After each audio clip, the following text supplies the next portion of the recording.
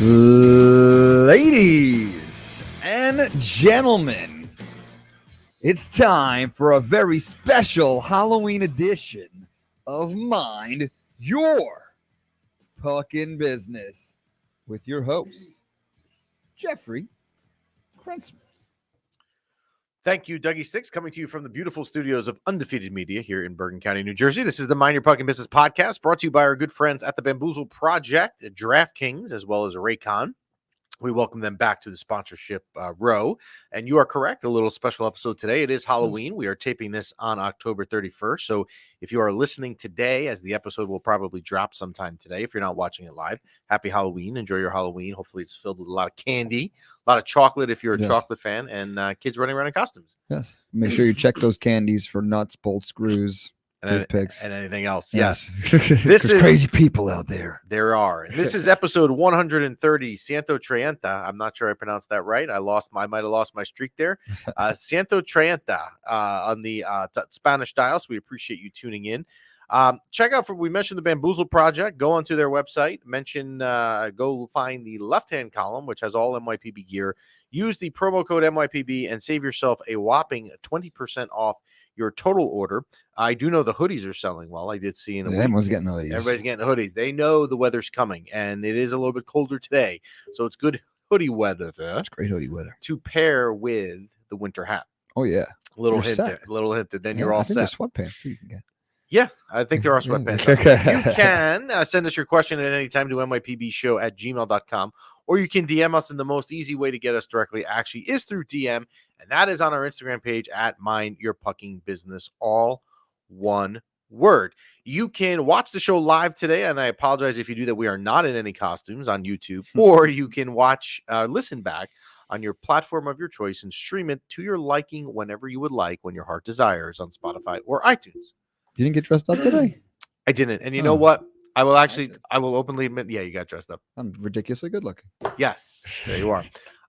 You know what? It didn't even cross my mind. I don't know why we didn't even think about it or discuss it. It's all right. Yeah. It's always next later. year. Later. We'll warm up today, and then we'll get changed and do our trick-or-treating later. There you go. Yeah. Yes. Or for me, like with the area that I live, the town that I live in, my street is the street to trick-or-treat on Halloween. Yeah.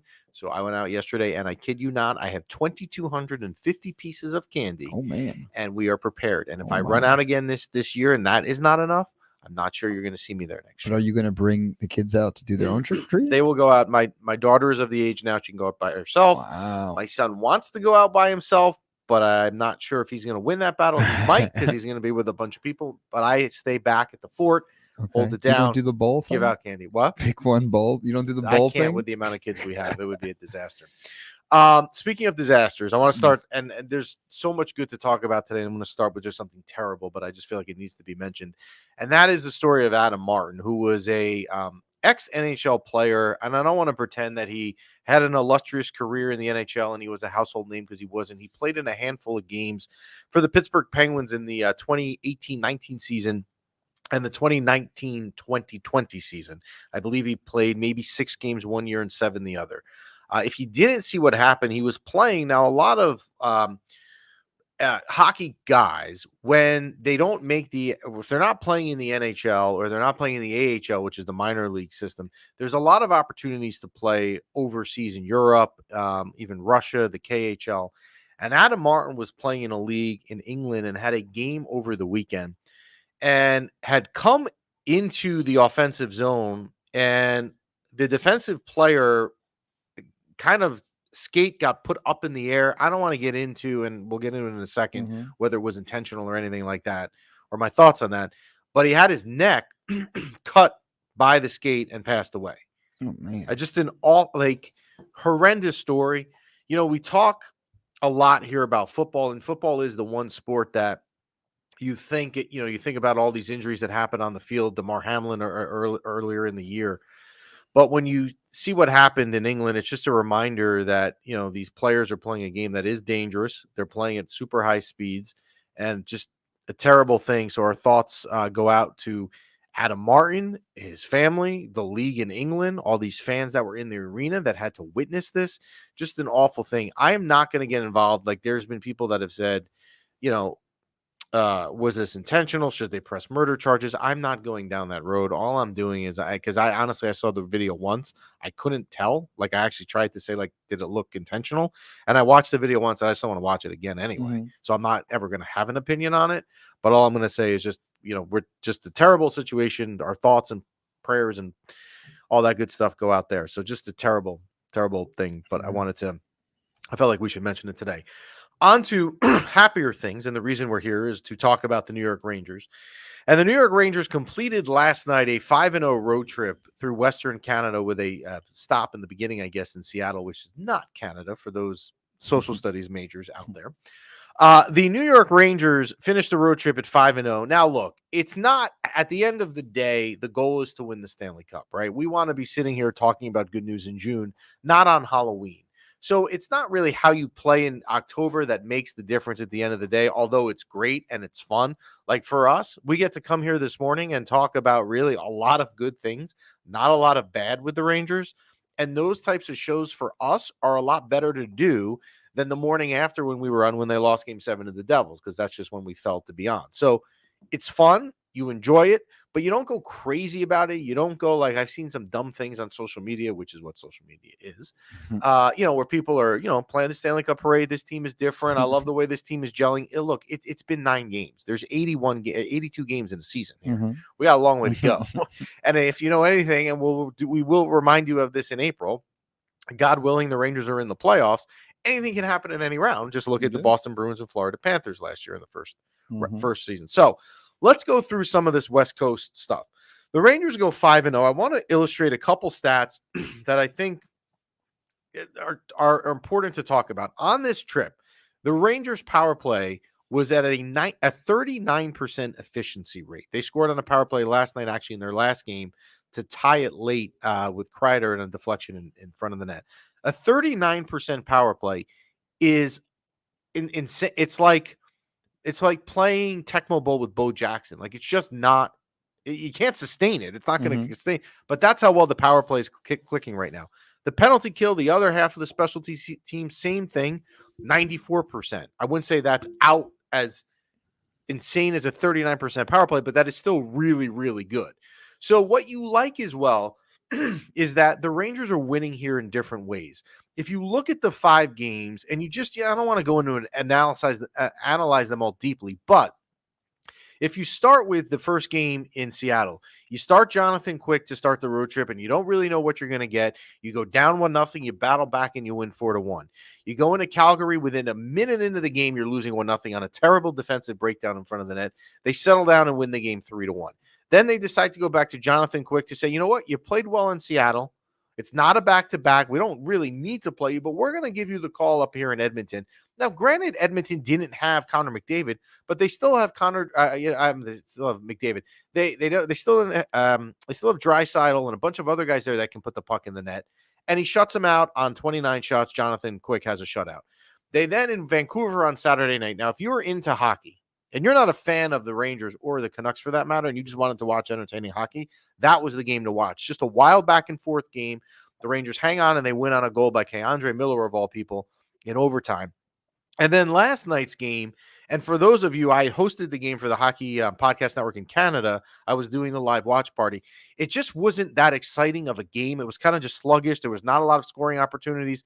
The Rangers go down 2-1 in the third period, and you figure, right? Mhm. You know what? They're not generating a lot of offense. They've already gone 4-0 on this road trip. They're about to fly home to their families after 10 days. I'm not expecting much here in the last 10 minutes. And what do? Kreider ties it on the power play and a deflection in front, and Mika wins it after they had to kill an atrocious call of a penalty leading into overtime. They had to kill a 4-3. Then Mika then wins it, who was also under, I don't want to say pressure, but under criticism because he hasn't scored. Now he has scored 2 games in a row. He scored in Vancouver, and he scored last night to win it to end the road trip 5-0. There's just not a lot of negative things to say. Nice. I could talk about, if you want me to go down a negative road, and I'm not. I like you to rant. Go ahead. No, I'm not. There's no rants coming. But I could say this, Capo Caco has 2 points on the season as a top line right wing. That concerns me. Blake Wheeler still concerns me. No goals, no assists, and -8 on the season. That is certainly concerning. And I could find other things, I guess, if I want. Barclay Goodrow also is pointless on the year and minus, but I'm not going to focus on that today because I will promise you, as a Ranger fan, we've got 8 more months of this season, hopefully 9. There will be times to be negative. I'm not going to be negative today. Nice. Go ahead. Is Mika getting his shots though? Mika's getting his shots. I don't like they just over and over try and feed Mika on the power play in the high slot, thinking he's Alexander Ovechkin. Right, he's going to rip it. It just doesn't really work that much to me. But yeah, but he's coming around. Mika has always been a streaky player, and you don't like that about him, but you have to accept it, right? So when you see that he wasn't producing for the first 8 games at the level you would want him to, you have to look at historical data and say, you know what? He is a proven time and time again streaky player.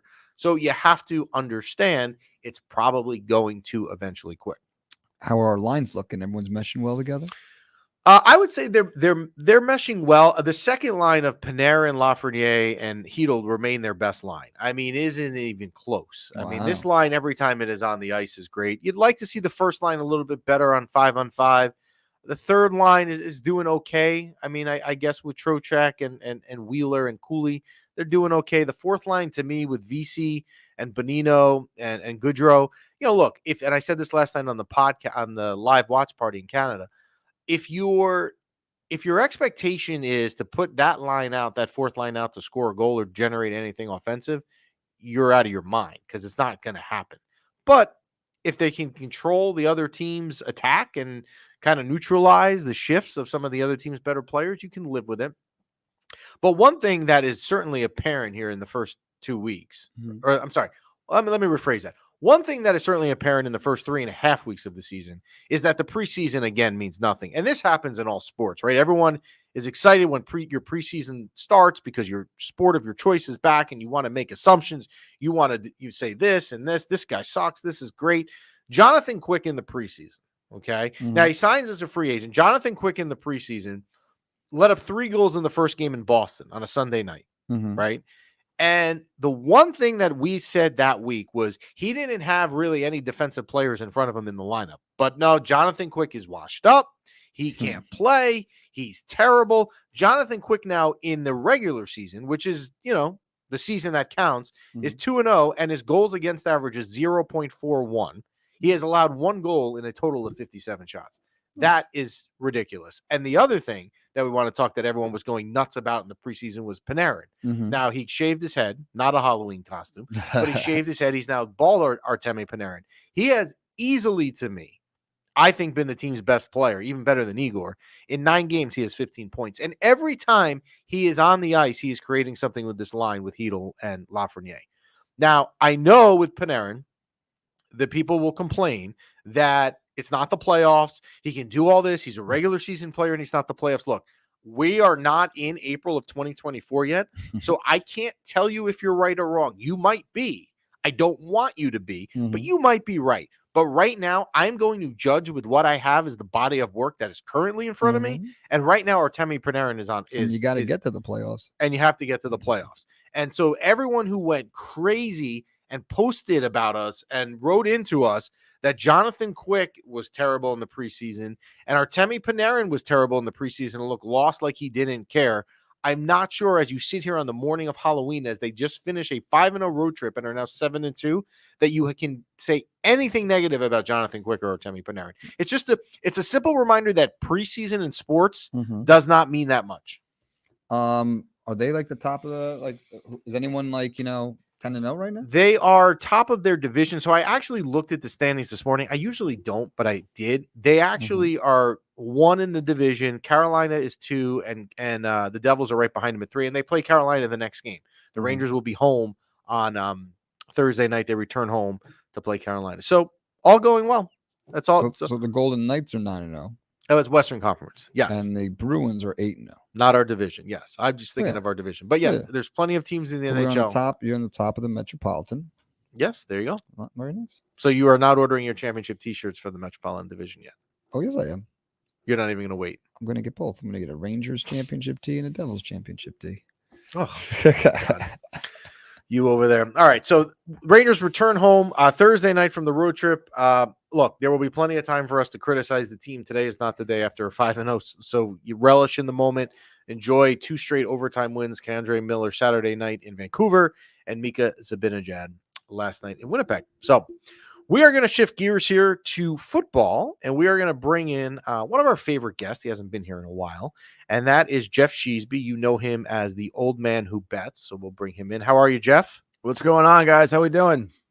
I'm good. How are you? Everything great well? Day for a great day as always. Can you guys hear me all right with the new mic setup? Yeah, we can hear you perfectly. All right, excellent. We're good to go. All right, so Jeff comes on, gives us some good, I think, NFL betting insight all the time. I always remember the story of you. I think it was 2 years ago you were on, and the Bears had a home game that coming week. I believe it was against the Colts, and you were all about the under. I mean, you were like all about it, and it hit by a mile. I want to say it was like over under 42, and the final might have been something like 17-6. So whenever you speak from that story, Jeff, we listen. So let's start here. Hit me. Yeah. Well, we'll put the pressure right on you. So last week, I said that there wasn't really a team to me that I thought was a Super Bowl runaway favorite, right? The Eagles had just lost to the Jets. The Dolphins had gotten blown out in Buffalo. Buffalo had lost to New England. I had thought it was the Kansas City Chiefs. I said, look, if I was sitting as a favorite, I would have said the Chiefs. Now, after this weekend, I don't know. Who would be, if you had to pick right now and order a Super Bowl winning t-shirt with a team on it, who would it be? Yeah, that's a tough one, right? You know, you get Mahomes with the flu game, not a Jordan flu game, but a flu game, goes into Denver, gets smacked by Russell Wilson, right? Is Russ finally cooking? I don't know. But, you know, I think you still got to look at the Chiefs here at plus 500. Do I like the odds there? Absolutely not. But are we talking about who's going to win the Super Bowl? I think perhaps absolutely yes. You know, something to look for when trying to find these Super Bowl futures. DVOA is a statistic I love. It's on FTN.com right now. Used to be Football Outsider, but it's defensive value adjusted over average. Essentially, it's looking at the outcome of every play versus every other play in the league, and then giving you a statistic percentage better or percentage worse. So they have that for offense. They have that for defense. Every run, every pass, every stop, etc. Your percentage better or percentage worse than the league average, right? So it's a good way to normalize kind of statistics, kind of regardless of opponent. So you look at the Chiefs right now. They are one of the only teams, one of two teams who are in the top 5, both offensively and defensively on that DVOA statistic. They're the only team that's top 5, including special teams as well. So they are doing a lot of things very, very well. Of course, no one's feeling good about them after they lose to the Broncos, but that is a division game. The Broncos do usually play them close. It's one of those things where, like, the Patriots and the Jets at MetLife, regardless of how good the Jets are, that game's always a little bit closer than it should be. One of those things where I think these two teams just know each other pretty well. So I'm not looking too much into exactly that Broncos loss. If anything, maybe that gives us a little perceived value, getting better odds. But I don't know. A lot of weird variables there with the sickness, and of course the L. But maybe the Broncos aren't as bad as we thought they were. But I'm still looking for the Chiefs there as the favorite. And you look at who else is plus 500. We got the Eagles there, but they're a little inconsistent, right? We're looking at number 9 overall in terms of DVOA, 7 on offense, but 18th on defense, right? That's a little bit of a cause for alarm so far. I do think this defense for the Eagles should regress. They're number 8 in terms of yards allowed per game, and then 19th in points per game. So I'd imagine that 19th should increase to match up with the points a little bit.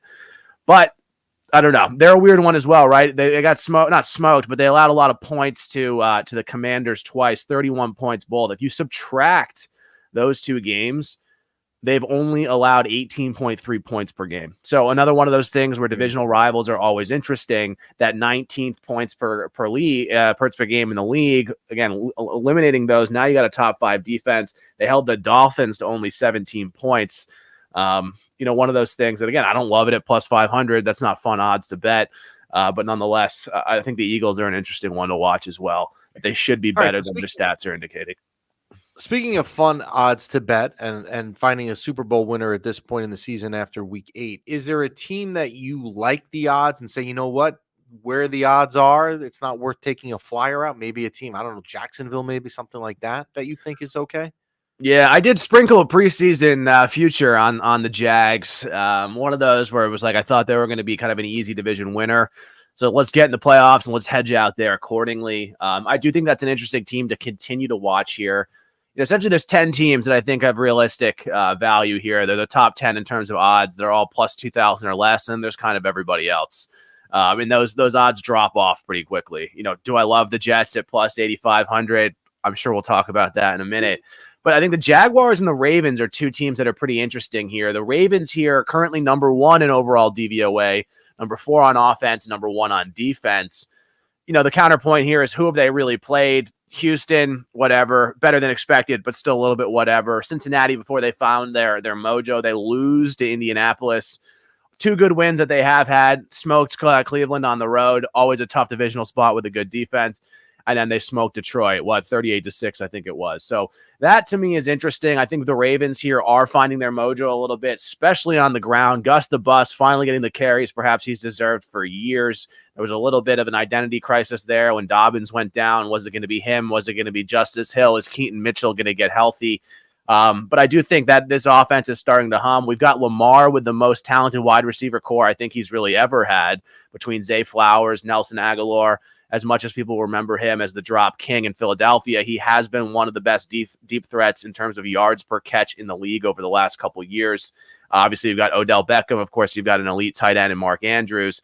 And you look at his stats here, 70% completion rate, 9-3 touchdown to interception rate, on pace for 3,500 yards. These are the best stats he's had since 2019, where he threw for 3,100, and they went 13-2 with him starting those games. So I think it's going to be really interesting to see kind of what's going on late season for them. They do have Jacksonville, San Francisco, and Miami 3 weeks in a row, which will be a gauntlet test for them, no doubt. But at plus 1,200, that's the 6th best odds, tied with the Bills. I think that's an interesting one where you are getting a little bit of a payout, compared to these plus 500s. And, they say any given Sunday for a reason. So I think that they'd be an interesting play. As you alluded to in your answer there, the Jets. Are they they looked awful last week versus the Giants, lucky to win. Then they're the only team that beats the Eagles, so it's kind of Jekyll and Hyde. Are they worth a futures bet in your eyes to say, look, put a little money down on them to make a Super Bowl run? I think they're worth a little beer money, especially if you're a Jets fan in the tri-state area. This is a team that, what could have been, right? What a Jets moment. 9/11, the American flag run out, the fireworks going over, the plane. This was like the best moment. All of my Jets fans' buddies were, I've never seen them so happy and then so devastated so quickly, right? So to your point, they're playing, we'll call it decent football, right? Fantastic on defense, mediocre on offense. Add those two together and we got decent football. Right now they're sitting at plus 8,500. So, the odds there, they're not going to win the Super Bowl, but that's what makes this fun, right? Throw a little beer money on it, maybe a hedge out. And you look at kind of the schedule so far for them, they lose to the Patriots 15-10, right? That's going to be a loss that comes back to bite them big time. But this was the one the Patriots had a healthy defense. I don't think their offense is as bad as a lot of people think, but that's neither here nor there. So either way, 15-10, that's a bad loss.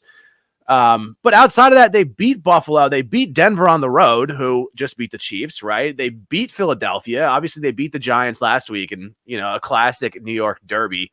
Reminded me of the Jets versus the Cardinals a couple years back when I think it was 6-3, and equally as a slog.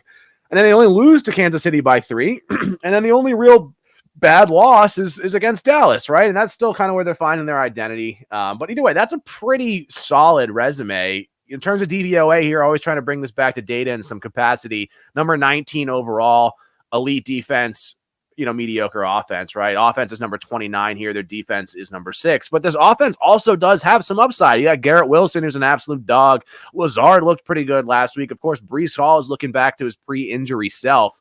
So some exciting things there.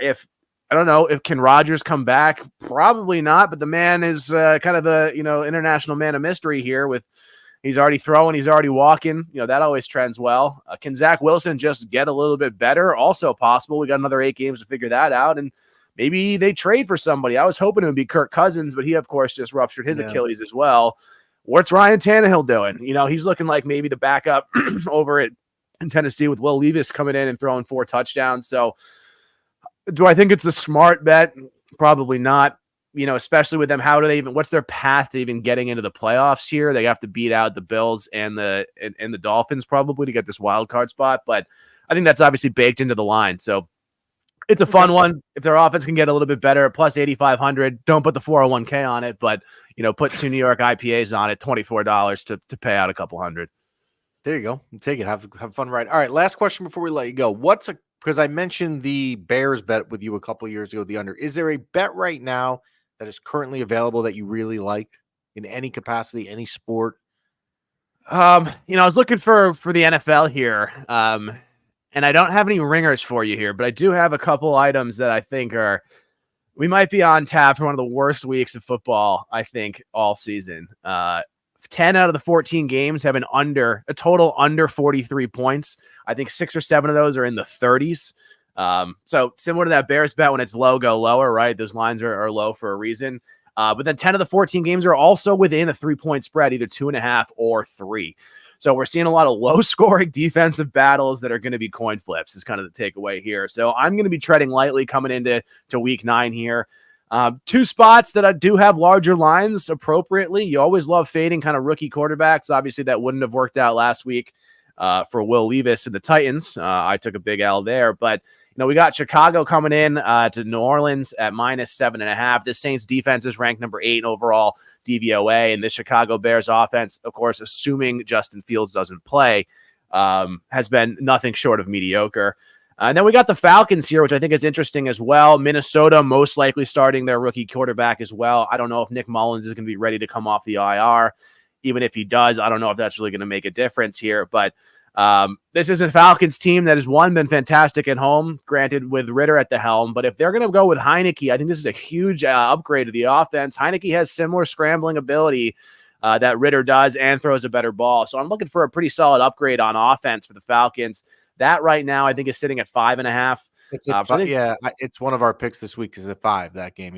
Yeah. So I think those are 2 that are interesting to look at.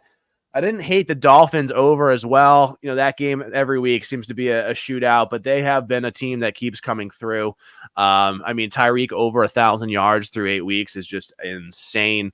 So I think those are both, kind of interesting, but in terms of unloading the wallet, week 9 is not going to be that for me, unfortunately. This is going to be one where I don't know. I might be flipping to one of the other sports that's going on. Hopefully not, but we'll see. It's shaping up to be a bit of a drag of a week. There you go. Well, sometimes it's better to stay away. If you don't have a good feeling, stay away. Go ahead, Doug. I got one question for you, Jeff.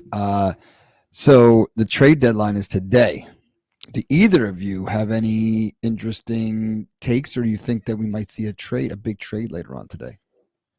I don't. I know the Giants had the trade yesterday with Seattle. Jeff, anything you think will happen? I hope a lot of teams are selling, with Kirk going down. I would love to see the Vikings sell.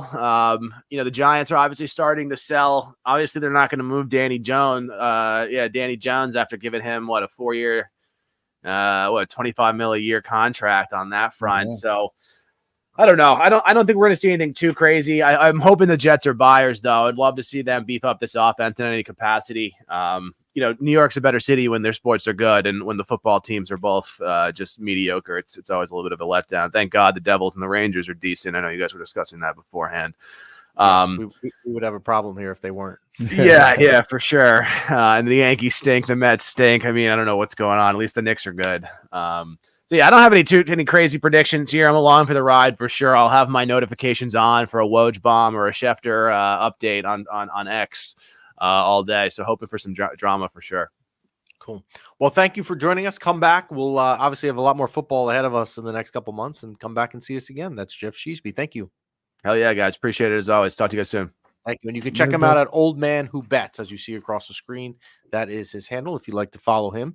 He's always awesome insight. What I love about him is he's so he says something and then he backs it up. Like, he'd be a great teacher because he'll tell you something and then boom, here's why. Yeah. I'm not just telling you I like this bet, but here's the bet I like, and here's the statistical background as to why. So always good to have Jeff Sheesby. talking football with us. So the NFL season is going strong, and DraftKings is hooking up new customers like Kurt from New Jersey with an offer that's even stronger. Bet $5 on any game this week to score $200 instantly in bonus bets. And DraftKings isn't stopping there. All customers can take advantage of a sweetener offer every game day this October. You can wager this weekend's big AFC showdown across the pond in Europe between Jeff Adelson's Miami Dolphins going up against Taylor Swift's Kansas City Chiefs. Place your bet on who will reign supreme at the end of the day in the matchup of Jeff Adelson versus Taylor Swift. Get in on the game day greatness. Download the DraftKings Sportsbook app now and use code THPN.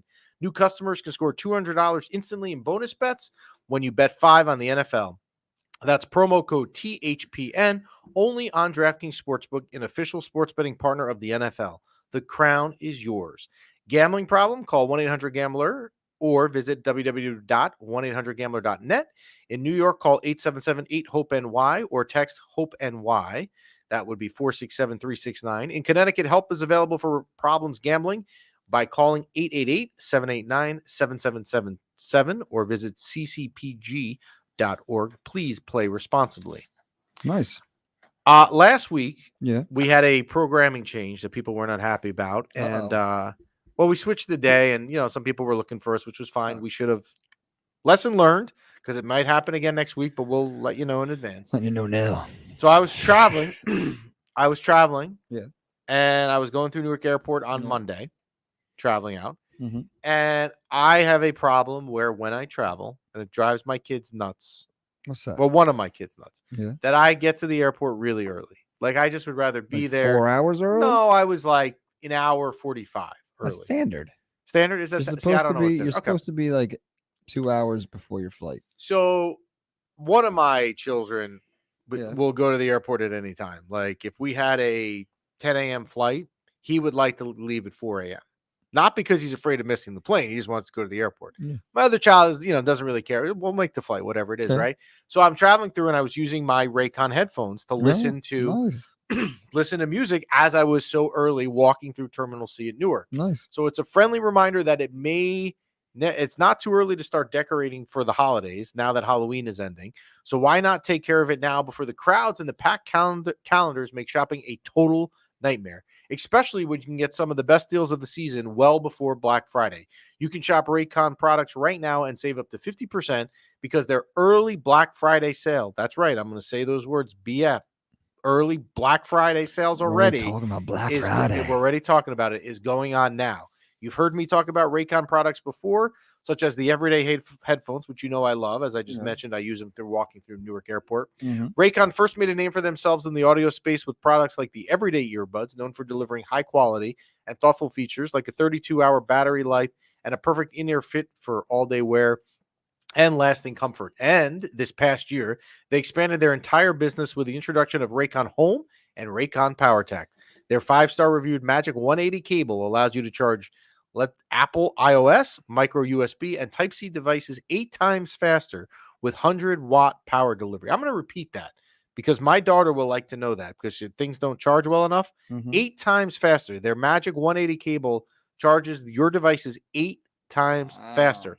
Raycon is known for delivering high quality and thoughtful features at half the price of other premium tech brands. It's no wonder their products have racked up tens of thousands of 5-star reviews. To get everyone in the holiday spirit a little early, Raycon is offering 20% off everything on their site, and some products select on their site are already at 50% off. So beat the crowds, save now. Trust me, you do not want to miss out on Raycon's early Black Friday sale. Hurry now to buy Raycon.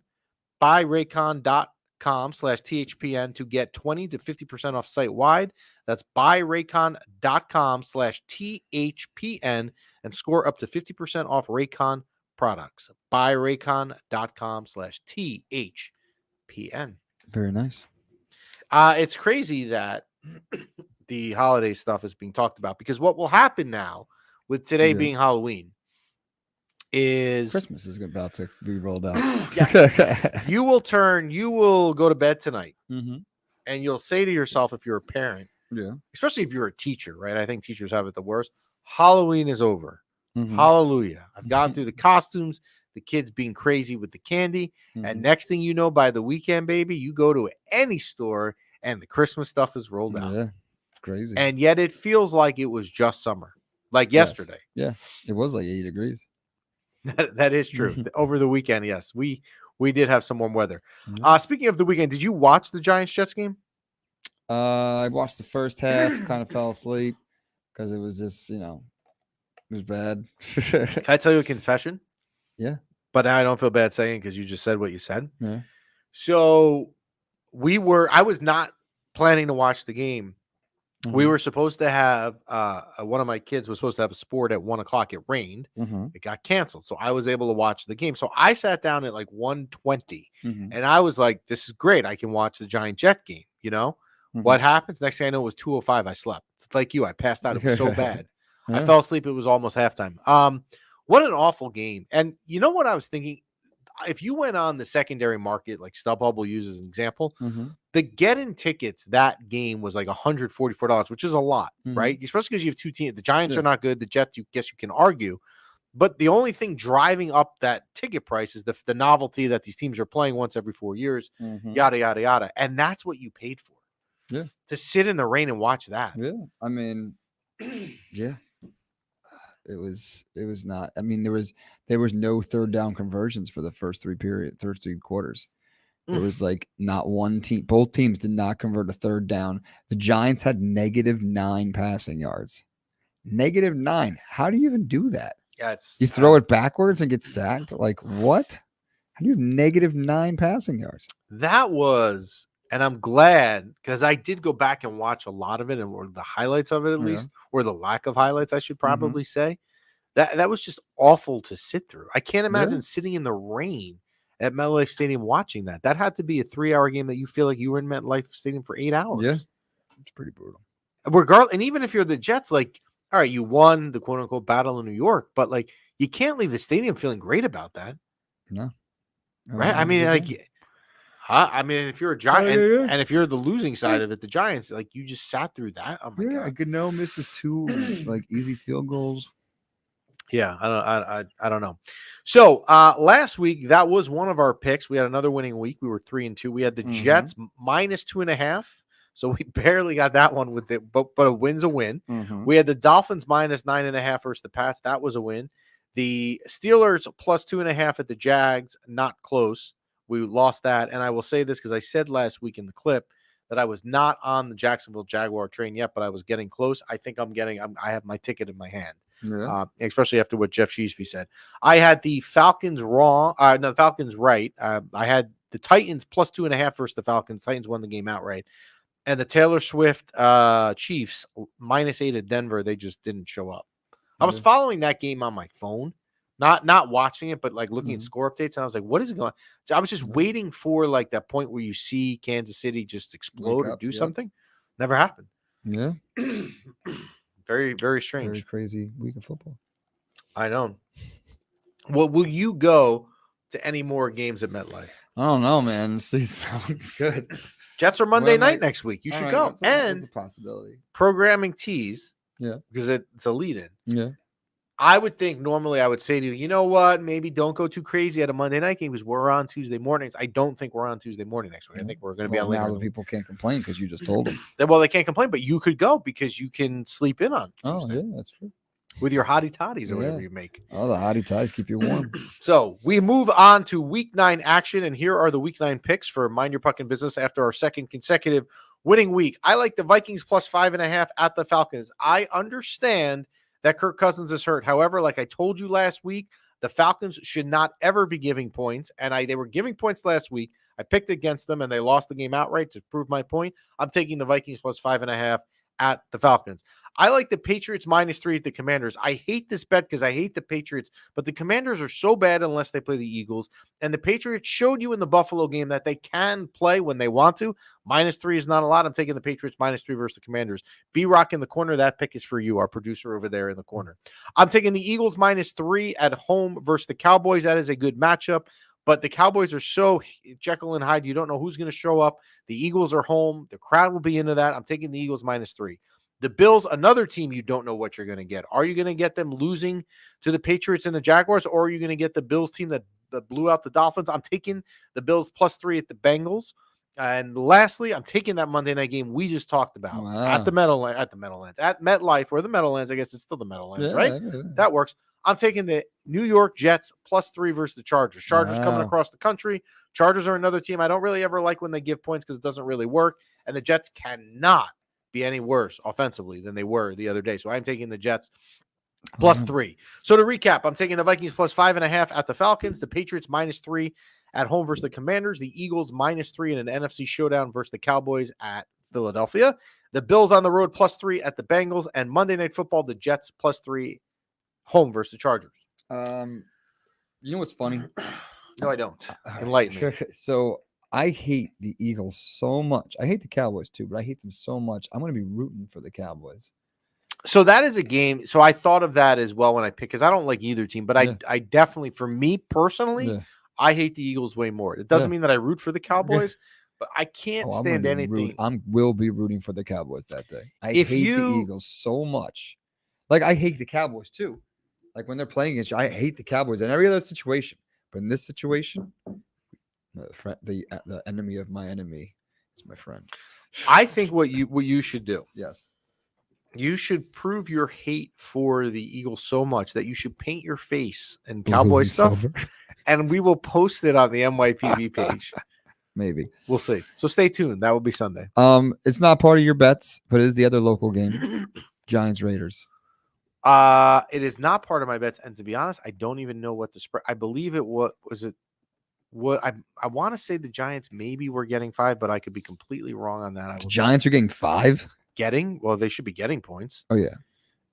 Let's see what it is. It is the Giants are no, I'm wrong. I was not right on that.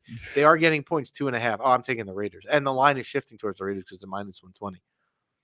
I wouldn't trust the Giants going out. Well, I mean, the Raiders aren't good either, but would you trust that the Giants? I like that bet a lot. Yeah. Maybe I should have put that in. Yeah, you missed one. You know, like Sheesby was saying, when I looked, there's some weeks when I make picks, like stuff jumps out at you a lot. This week, nothing. Like I struggled yesterday when I was think looking. That's an easier pick than the Philadelphia Cowboy game.